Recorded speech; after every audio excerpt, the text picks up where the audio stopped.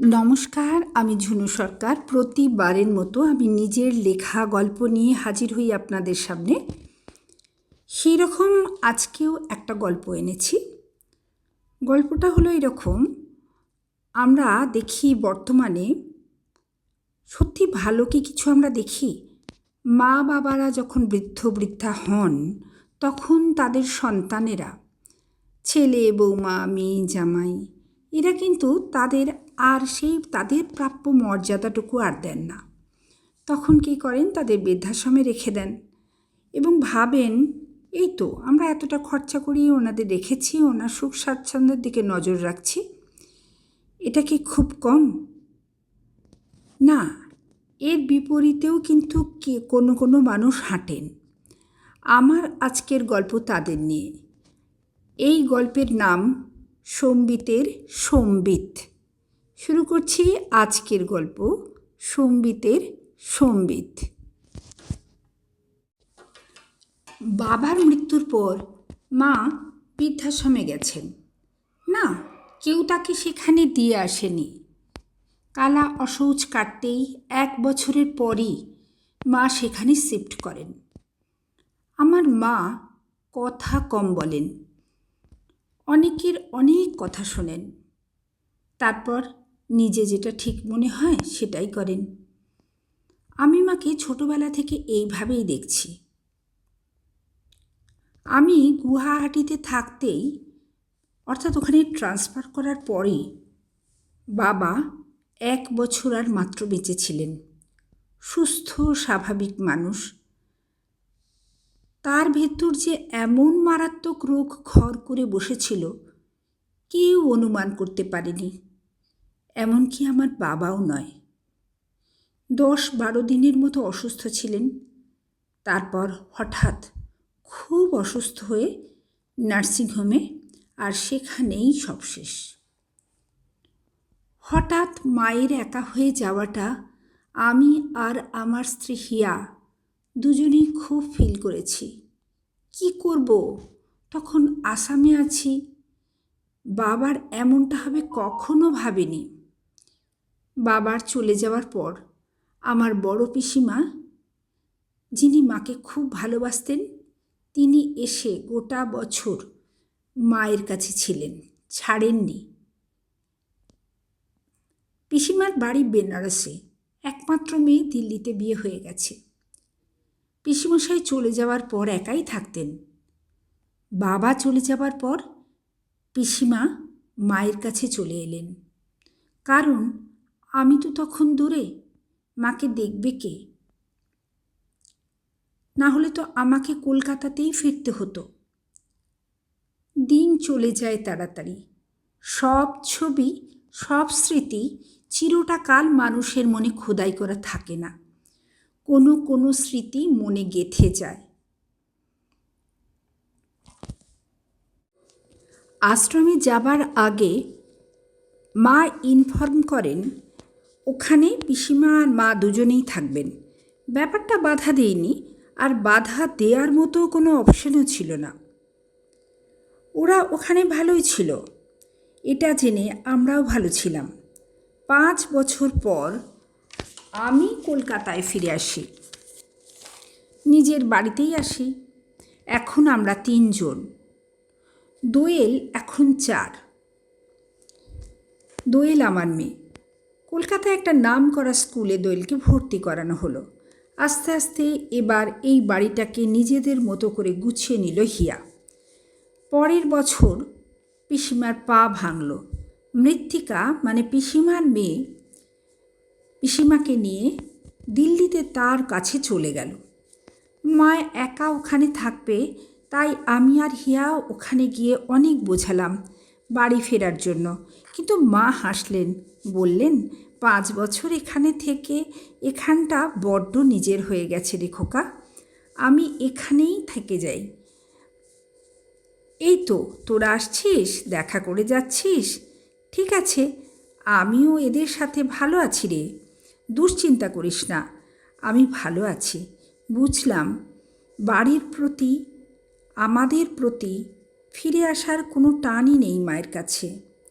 আর সত্যি ওখানে মা বেশ অ্যাকাস্টামড হয়ে গেছে, প্রত্যেকের সাথে খুব হার্দিক সম্পর্ক। কলকাতায় আসার পর কাজ বেড়ে গেল। সকাল থেকে রাত 10টা কাজ আসলে কাজের মানুষকেই খোঁজে। আমি নিজে তো কাজ পাগল মানুষ। অনেকের ফ্যামিলিতে এই ব্যাপারে অনেক সমস্যা হয়, আমার কোনো সমস্যা নেই।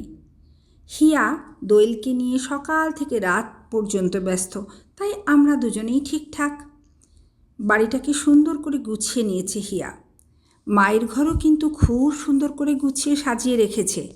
মা দুপুরে হিয়ার সাথে ভিডিও কলে কথা বলে, তখন হিয়া মায়ের ঘরে বসেই কথা বলে, মাকে সারা বাড়ি দেখায়। এই শীতকালে বাগানে কি কি ফুল হয়েছে, একটা ছোট্ট বাগান করেছে, সবজি বাগান, সেখানে কি কি হয়েছে সেগুলোও দেখায়। মায়ের নিজের হাতে লাগানো গাছগুলোকেও দেখায়। আমার মনে হয় হিয়া মাকে এখানে আসার জন্য এইভাবে এই সবগুলো দেখিয়ে দেখিয়ে তার ঘরের প্রতি মায়ের একটা টান তৈরি করছে। এবার সানডেতে গিয়ে দেখি মা আমাদের এই আশ্রমের পিছনের বাগানে নিয়ে যায়। ওখানে কত কিছু গাছ লাগিয়েছে, টমাটো, লঙ্কা, বেগুন, বেশ সুন্দর করেছে কিন্তু সবজি বাগান। বুঝলাম আমাদের মা শুধু আশ্রমের বন্ধু বান্ধবদের নিয়েই নয়, বাগান নিয়েও খুব ব্যস্ত আর আনন্দেই কাটাচ্ছে। তবু হিয়ার মনে একটু খচখচ করে, এইসব আনন্দ কি মা শুধু দেখানোর জন্য করছে, নাকি মন থেকে সত্যি সত্যি ভালো আছে কে জানে। পরের বার অনেক টব আর ফুলের চারা নিয়ে গিয়েছিল হিয়া। মা খুব খুশি হয়েছিল। প্রায় 6 বছর হয়ে গেল, দোয়েলও বড় হয়ে গেল। তন্ময় আজ অফিসে আসেনি, ও আমাকে অ্যাসিস্ট করে, খুব কাজের ছেলে। আমি কি চাইছি মুখ ফুটে বলতে হয় না, চোখ দেখেই বুঝতে পারে। দারুণ ইন্টেলিজেন্ট, এত সুন্দর পারস্পরিক বোঝাপড়া। তাই জন্যই তো আমি ওর উপর খুব নির্ভরশীল হয়ে পড়েছি। এতদিন সত্যি আমি আমার টোটাল কাজটা নিজেই তুলে নিতে পারতাম। আসলে তখন এমন অ্যাসিস্ট্যান্ট তো দেখা পাইনি। কলকাতায় এসে আমার এমন নির্ভরশীল একজনকে পেয়ে সত্যিই আমি ওর প্রতি নির্ভর করতে শুরু করে দিয়েছিলাম। তন্ময়ের অ্যাবসেন্ট হওয়াটা আমার কাছে খুব মুশকিল, কিন্তু ফোনে জানায় যে ওর মায়ের হঠাৎ প্রেশার বেড়ে গিয়ে অসুস্থ হয়ে পড়েছেন। অফিস থেকে ফিরে ও মাকে নিয়ে ওই অবস্থায় দেখে পাড়ার ক্লাবে কয়েকজন ছেলে নিয়ে অ্যাম্বুলেন্স ডেকে মাকে নিয়ে চলে যায় কাছের একটা ভালো নার্সিংহোমে। তারপর 3-4 দিন ছুটোছুটি, টেনশন। চতুর্থ দিন মা আর ছেলের এই ছুটোছুটি দেখে মনে হয় মনে খুব কষ্ট পেয়েই হয়তো পৃথিবী ছেড়ে পরপারে চলে গেলেন। ফোন পেয়ে আমি সরাসরি নার্সিংহোমে চলে যাই। সেখানে দেখি তন্ময় চুপচাপ বসে আছে বাইরের সিঁড়িতে। বেশ কয়েকজন আছে ওর সাথে। আমি যেতেই ছলো ছলো চোখের জল হু হু করে বন্যার মতো বেরিয়ে আসে। অনেকক্ষণ পর নিজে থেকেই শান্ত হয়ে আসে। হয়তো বসকে পাশে পেয়ে অনেকটা মনের জোর পায়। এরপর কয়েক ঘন্টা অপেক্ষা। তারপর নিয়ম মেনে কাগজপত্র সব নিয়ে ওর মায়ের মৃতদেহ নিয়ে আসা হয় ওদের ফ্ল্যাটে। বাড়ি তো তালা বন্ধ করাই ছিল। তালা খুলে তন্ময়ের স্ত্রী ঘরে ঢুকলে পরপর সবাই চলে আসে ঘরের মধ্যে। সম্বিত চারিদিকে তাকায়। তন্ময় সম্বিতকে নিয়ে আসে মায়ের ঘরে। সম্বিত স্যার, মা এই ঘরে 3 দিন আগেও ছিল বলে 2 হাত দিয়ে মুখ ঢেকে কান্নায় ভেঙে পড়ে। সম্বিত তন্ময়কে বুকে জড়িয়ে নেয়। তন্ময়ের চোখের জলে, বাঁধ ভাঙা চোখের জলে ভিজে যায় তার দামি শার্ট। তবু তন্ময়কে বুকে জড়িয়েই থাকে। মনে মনে নিজেই ভাবে, তাকে এই অবস্থায় কাঁদ দেওয়ার মতো তো কেউ নেই। এই তন্ময়কে তো শুধু সহকর্মী হিসেবেই চেনে, তবু আজ এত আপন কেন মনে হচ্ছে? প্রশ্নের উত্তর খুঁজে পায় না সম্বিত। মনে মনে বলল, কাঁদো, কাঁদো ভাই, একটু হালকা হও। সম্বিত তন্ময়কে বসিয়ে রেখে সমস্ত কিছুতে ওই পাড়ার ছেলেদের হাত ধরে সমস্ত কিছু করে ফেলে। কোনো দিন এর আগে মৃতদেহ সৎকারের কাজে অংশগ্রহণ করেনি এইভাবে। তার বাবার চলে যাওয়ার পর এসে শুধু মুখাগ্নিটুকু করেছিল, সেটাও সকলের সাহচর্যে। এক্ষেত্রে তন্ময়ের ওই একই অবস্থা।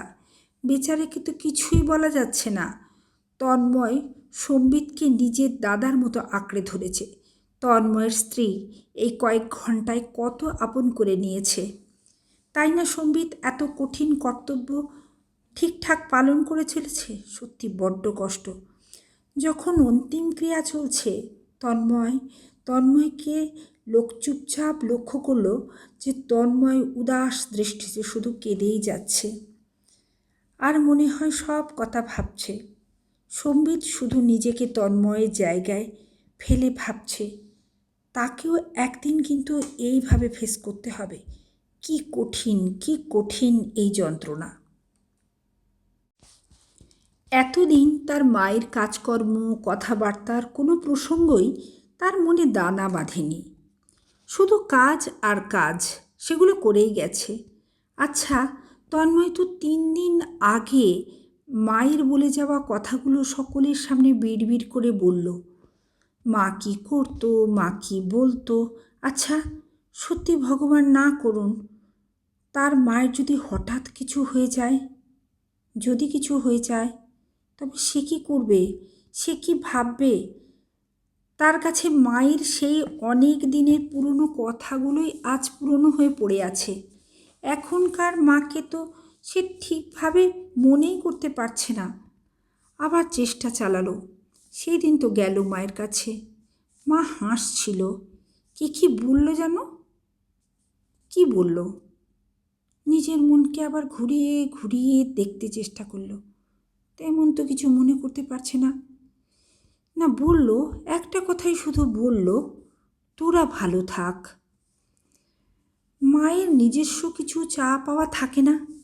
শুধু সন্তানদের ভালো থাকাটাই তাদের শেষ কথা? নাকি তার মধ্যে লুকিয়ে থাকে কোনো বেদনা? হঠাৎ মনের তোলপাড় তাকে অস্থির করে তোলে। সব কাজকর্ম সেরে প্রায় অনেকটা রাতে বাড়ি ফেরে। ফোনে হিয়া সবটুকু জেনেছে। সে গিজার অন করে তার টাওয়াল আর ট্রাউজার বাথরুমের হ্যাঙ্গারে রেখে চলে আসে। হিয়া আর সম্বিতের বোঝাপড়াটা বড্ড বেশি ভালো। রাতে হালকা ডিনার করে। এবার হিয়ার ফোনটা নিয়ে মাকে ফোন করে। হিয়া জিজ্ঞাসার দৃষ্টিতে তাকিয়ে থাকে। না, ফোনের ও প্রান্ত থেকে কোনো সাড়া পায় না সম্বিত। কেমন দুর্বোধ্য দৃষ্টিতে তাকিয়ে থাকে হিয়ার দিকে। হিয়া বোঝে। পরদিন সকালে অফিসে ফোন করে জানিয়ে দেয় বিশেষ কাজে আজ একটু লেট হবে। গাড়ি নিয়ে আর হিয়াকে নিয়ে চলে যায় সেই বৃদ্ধাশ্রমে। সবে 8টা। চারদিকে পাখির কলকাকলিতে একেবারে মেতে আছে। সকালের সূর্য উঠেছে। বেশ মনোরম পরিবেশ। এই সময়ে সাধারণত কোনো ভিজিটার্স আসে না। তাও সানডে হলে আলাদা কথা ছিল, উইকডেসে তো কখনোই আসে না। মা বাগানে ফুল তুলছিলেন। তার ছেলে বৌমাকে দেখে একটু দ্রুত পায়ে এগিয়ে আসে। কি হয়েছে হিয়া, কি ব্যাপার? হিয়া হেসে বলে, কোনো ব্যাপার নয় মা, তাড়াতাড়ি তৈরি হয়ে নিন। আপনার বাড়ি আর আমরা আপনাকে ছাড়া তো অসম্পূর্ণ মা। আপনি না থাকলে আমরা কি করে ওখানে থাকি বলুন তো মা? এবার আর কোনো কথা নয় বলে সামনে যা কিছু দরকারি জিনিসপত্র, মানে ওষুধ, প্রেসক্রিপশন, প্যান কার্ড, আধার কার্ড, চশমা, যা কিছু ছিল সব নিয়ে গাড়িতে উঠে বসে মা, ছেলে আর বৌমা। সম্বিত গাড়ির মিরারে নিজের মাকে দেখেই যাচ্ছে। মা হিয়ার সাথে টুকটাক কথা বলছে। মা অনেকটা বয়স্ক হয়ে গেছেন। হাতের চুড়িগুলো বেশ ঢিলা লাগছে। গলার হারটা শরীরের কণ্ঠার হাড়ের সঙ্গে ঠেকে আছে। একটা দীর্ঘশ্বাস ফেলে মনে মনে বলে, মা ভালো নেই, একজন বড় ডাক্তারের সাথে অ্যাপয়েন্টমেন্ট করতে হবে। নতুন কোনো উপসর্গ যদি মাকে কষ্ট দেয়, বাবার জন্য কিচ্ছু করতে পারেনি সে। মাকে সে কিছুতেই তাড়াতাড়ি হারিয়ে যেতে দেবে না। রাতে খাবার পর মায়ের কাছে এসে বসে সম্বিত। মা হেসে বলেন, কি হলো, এবার তো শান্তিতে ঘুমো, তোর মা তো তোর কাছেই আছে। মায়ের হাতটা নিয়ে নীরবে কেঁদে যায়। আরে কি হলো সমু, তুই কাঁদছিস কেন? আমাকে আর কোনো দিন ছেড়ে দূরে যাবে না বলো মা? সেই ছোট্টবেলার মতো বলে। মা প্রমিস। মা এবার হেসে ফেলেন। মায়ের হাতটা শক্ত করে ধরে পরম স্নেহে জড়িয়ে থাকে। মা তার ছেলের মাথায় হাত বুলিয়ে বলে, না রে, তোদের ছেড়ে আর কখনো আমি কোথাও যাব না, আমৃত্যু থাকবো তোদের জড়িয়ে। শেষ করলাম আজকের গল্প সম্বিতের সম্বিত। কেমন লাগলো অবশ্যই জানাবেন। নমস্কার।